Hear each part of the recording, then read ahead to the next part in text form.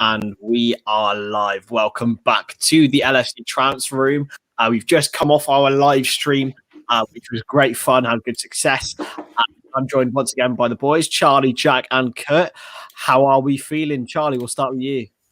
Yeah, it was a good game. I think very comfortable at the back, apart from the Norwich chance that Alisson saved. I think it was quite comfortable. Looked good going forward. Midfield, I think there's still a lot of changes to come in there. But whole game, I think everyone played well. Don't think there was many poor performances. But yeah, happy with the result, to say the least. Jack, how are you feeling, mate? You're not hosting today for the first time ever. I like this, honestly. I just sit back, relax. I love this performance. I think building blocks are there. Players coming back in terms of Virgil and Matip looked tremendous. And Kostas at times a bit shaky at left back, but I mean, it's okay for him to be a bit more off right now versus in 2 matches time against Chelsea. He's going to need to be on it. So I think that it's everything you want. Only thing that could have been a bit better for us would have been if we had a goal from Mane. But beyond that, perfect result in my eyes. Kurt, I mean, it was just a brilliant performance from Mohamed Salah, as Omer is saying here. What was your reaction to him? Well, it was phenomenal. I think the first player to score in 5 successive season openers. It's incredible, and the fact that the quality's still there, and it's nice to see that sharpness that maybe he didn't score in pre-season, did he? So it's nice to see him get underway now, and as well with that, as previously we mentioned, having the defense there that looks ready to come back from injury. It's good. It's really good. It's brilliant. I kind of bring up a stat really quick. Norwich have avoided defeat at home to Bayern Munich more recently than Liverpool. Wow. Because it's been 9 games Liverpool have been beaten by Norwich at their place, or even failed to win, I should say. Yeah, that was interesting. It's unreal, isn't it? Our record, our record is now the best away record in our history in terms of consecutive wins, level with West Bromwich Albion from 1983 to 2009. So that is a very, very good record for us to be having. Virgil van Dijk is back. Kurtis, he is. Just went into mode of 2018-19, and all the times he's played for Liverpool, it just seems seamless. Yeah, he looked comfortable, and that's something that I'm really happy to see. I'm sure we're all really happy to see, is that a return to the level we know he can play at was something that I think a lot of maybe our fan base, but of course opposition fans were questioning, will he ever be the same? Maybe we didn't get a chance to see him at the sort of peak of his powers today, but maybe that's because he didn't have the opportunity to have to do that. And that's also a credit to the job that the team were doing in front of him. Yeah, it was just so easy for him and Matip, I think. As we said, the only time we ever looked troubled, really, was that final chance. But Alisson Becker, Jack, the best goalie in the world. Look, I mean, his all-round game as a goalie is unbelievable. I don't think any other goalie in the world is as... Like when that was happening, I believed he could have saved that. Like, the ball was literally within the 3 yards from the net. Guy has it on his left foot, and still he comes away with 3 saves to keep it out. He's unbelievable. We talked about it during the watch along, that his poise, his calmness is so appreciated in net. Yeah, he's, I believe, best in the world, as you said. Yeah, it's unreal, isn't it, Chazza? I mean, as Jack said, no one really expected that to go in almost, but then at the same time, we were in sheer disbelief that it did stay out. Yeah, I mean, if you rewatch it, it's not like it's down the middle. It's not like it's right at him. He's had to dive to the left.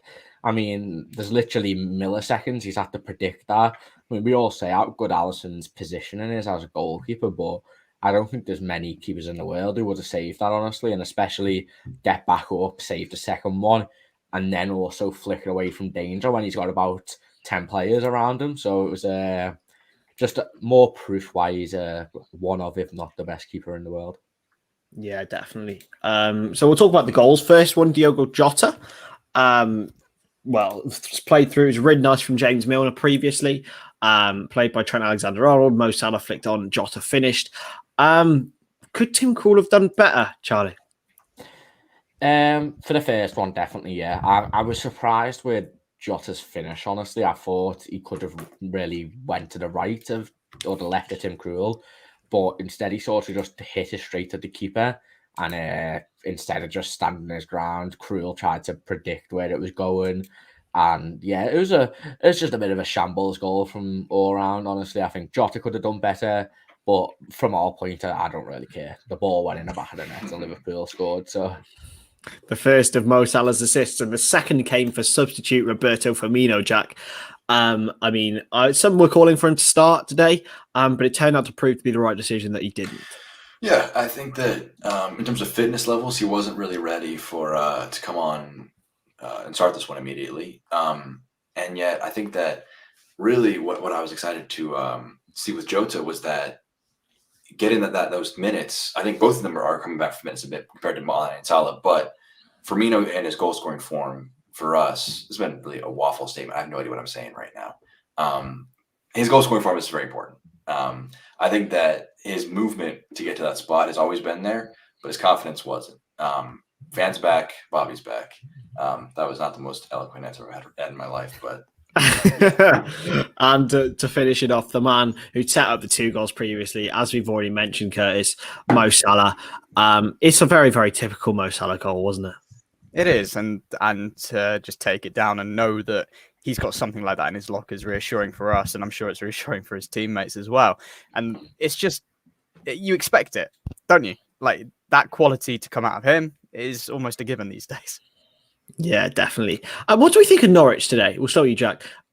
Did we provide them to have more of a test than they actually provided, or do you think that they really played to their maximum? Look, I mean, again, talking to Michael Bailey ahead of this one, he talked about he wanted more of the second performance in the 2019-2020 season than the first one, when Liverpool won 1-0 at Carrow Road, where Liverpool had to really work to win. I don't think they really gave us much. You know, they were pretty, I mean, Gilmore especially was pretty good in escaping the press. So they were a good test in that sense. Krul, I think, in my opinion, he could have done better on all 3 of the goals. I think that he let himself down a bit on all of them. So maybe a bit better goalkeeping, and we don't come out with a win. But they tested us on the break. They frequently went out our fullbacks. Kostas spun a couple times. Trent really stood up really well defensively. So, you know, I think we were the overwhelming favorites, but it was an effective team performance. And when you play like that with that much discipline, that much effectiveness in front of net, look, we're one of the best teams in the league. And when you play like that, it's hard to beat us. Yeah, don't be so cruel to Tim, man. It's just not good enough. Sorry. That was a bit bad. That was a bit bad. Charlie, in terms of Norwich, their main sort of threat, I think, came from Rashica on that side. He didn't really provide anything end product wise. Do you think he'll be dangerous for the rest of the season for Norwich? I think if they can get maybe a bit of a nice partnership up with the likes of Pukki, Campbell and him, he looked dangerous going forward. Again, I know we discussed it in the stream, but his end product isn't all there, which we did see today. Obviously, he tried to shoot from outside the box a few times, but he looked very good on the ball. I mean, Kostas Tsimikas wants to say it, but he absolutely destroyed him one time and put him on the ground while not megging him. So I think that's going to be on Twitter for a little bit. But again, it's a hard one. You know, players come into the league. We don't know if they're going to do well. They might adapt amazingly or they might not. But I was impressed from what I saw with them on the ball. So yeah, maybe he can do things. I like Norwich as a team, so I hope they do well.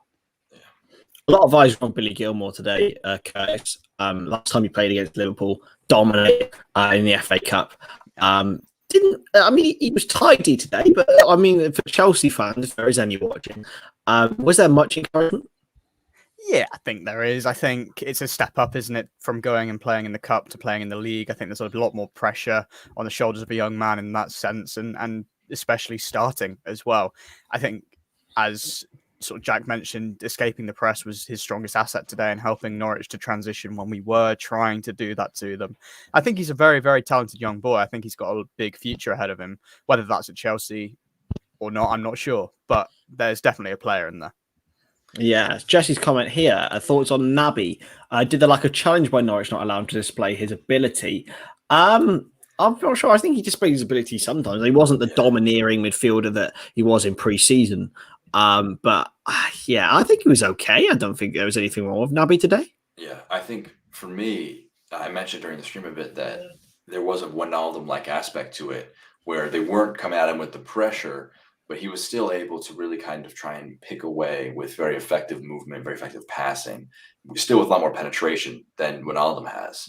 So I think that this was, for me, really promising because he showed that he wasn't just a really good on the press, really good, like with a quick turn or two can create a chance here and there. This was a really professional performance. It's ugly. There won't be too many clips from this game in his compilations at the end of the season, but this is the kind of thing that wins you titles, that wins you matches. And so I think he was tremendous in my eyes. I love Keita. My bias is inherent, but I think he was very good. I think most would agree with that. It's really exciting. Hopefully Naby and Ox today. I thought Ox looked good. He got a lot of slander on Twitter for some reason, just because people want to, for no reason. But I thought Ox looked really tidy in midfield today. Again, it wasn't pretty, but he did what he was required to do and came off for Fabinho. And after Fabinho came on, I think we just completely and utterly dominated the game. But yeah, Harvey Elliott coming on was nice.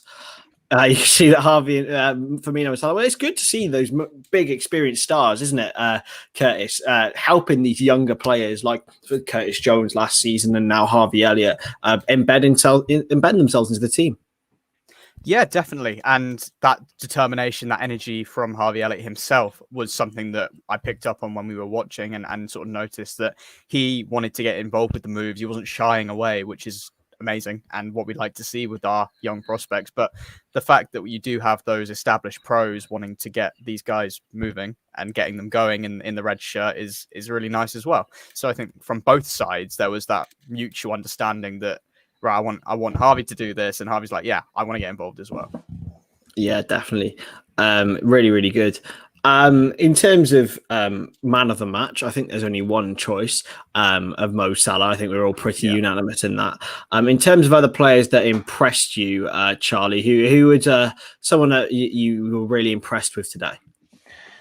Apart from Salah, I don't think there was many standout players. I think Virgil van Dijk looked incredible again. I think after Salah, probably he impressed me the most. And shout out to Trent as well. Looked very, very good in defence. Pretty much shut that like right hand, left hand side, whatever, down the whole game. You know, was like shadowing defenders to the touchline, was getting in front when he needed to. You know, everything you want from a right back, he pretty much did. So it was a great individual performance by him. And I think, ignoring the second half, I think Simicast did okay in the first half. But the second half, yeah, I don't think we'll talk about that too much. Yeah, definitely.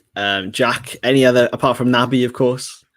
I mean, Charlie covered like a fourth of the squad right there. Like he just kind of just covered all his grounds. I was gonna mention Trent. I think that he had like the first half. He give him half an assist for the Jota goal, and I think that his defensive work was tremendous. He forced Rashika to move to the other side of the field because he was just getting dominated on that right side. So I think it really was a testament to that. He's continuing to develop. He's what, 22, 23? He's still incredibly young, and his development still, he has so much more room to grow into. So this was not going to be, again, didn't get on the an assist sheet or the score sheet, but he was still tremendous in his service and in his ability. And he's the kind of guy where next decade plus, we're blessed that we have a guy as talented as him at right back. Yeah. At right back, not in midfield, fellas, in the comments. I know there's a couple of you. There's a couple of you. Yeah, I think, Brian, this is an interesting one. I think Milner looked way better when he wasn't playing in the six. I don't know if that occurred to you boys. I thought he looked decent when he wasn't there. He's box to box. When he's not shackled to be in the defensive part of the midfield three, he's fine. He's versatile. He can play there, but I wouldn't prefer him there. It's like playing Thiago there. I'm not comparing Thiago and Milner, but Thiago's way better in the 8 than he is in the 6. I don't like him in the six at all. But yeah, it's going to be really interesting. You throw Thiago Alcantara back in that team. You throw Jordan Henderson in it. It's brilliant seeing. It's all of a sudden people are seeing the options that we can all see. And hopefully football Twitter picks up on it as well. Anything else to cover, lads? I'd like to give a shout out to Alisson. I think not only was his shot stopping brilliant, but the way that he was able to distribute today was phenomenal. We saw some amazing simple rolls that got the moves going, as well as sort of the kicking long range that helped sort of pick out a Salah or a Mane and get the sort of moves further up the pitch. I think that's something that is just going to be so important as we look to challenge for the title. Yeah, I think so. Anything else from you two boys? No, I think we've covered anything. You know, not much to say. It was a pretty. We expected Liverpool to win. Liverpool won. Salah scored. It went the way everyone expected. If we're being honest. The last thing on my mind is what that guy is on Charlie's pillow in the background. That's something that's left. That is that's Jason Eccles from Supernatural. It's my girlfriend's body pillow. There was one of Shawn Mendes on there. All right. There was one of Shawn Mendes on there, but a hamster. Body pillow. Body pillow. To be fair, I'm a body pillow now. I'm a big fella, so. But yeah, that's Jason Eccles from Supernatural. He lives there now. He's been booted out of bed since we moved in together. Unbelievable. Okay, that's a great way to end it, fellas. Fantastic. Also, quick mention: Spaces 15 minutes on Twitter. Be there. If you want to discuss stuff. Yeah, sorry. Yeah, amazing, excellent. Catch you in the next stream, fellas. Make sure you subscribe to LFC Transfer Room.